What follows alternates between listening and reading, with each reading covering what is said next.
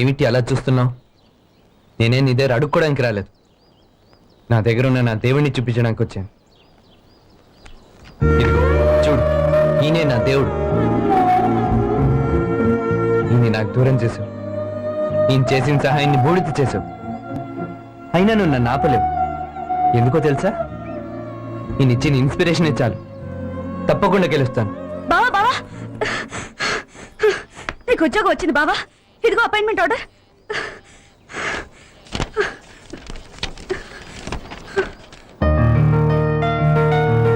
Success, grand success, wonderful job, 30,000 rupees salary.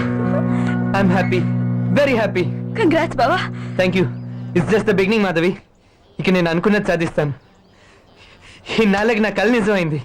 మరి నా కళ ఎప్పుడు నిజమవుతుంది బావా? నీ కళ ఏంటి? నీతో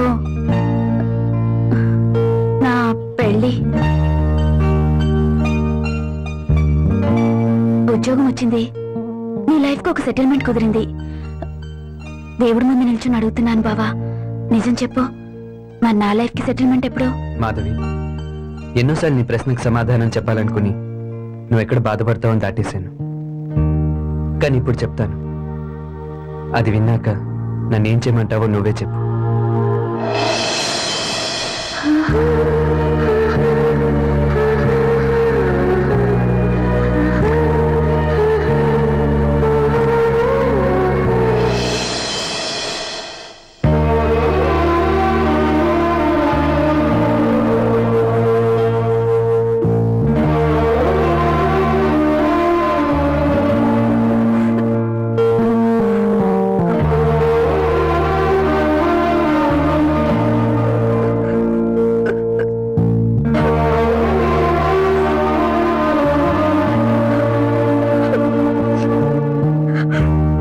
ఇప్పుడు చెప్పు మాధవి, నన్ను ఏం చేయమంటావు?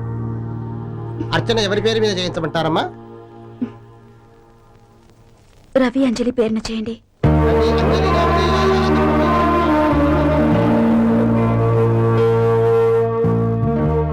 చిన్నప్పుడు మా స్కూల్లో టీచర్ పెద్దయ్యాక మీరేమవుతారని స్టూడెంట్స్ అడిగేది.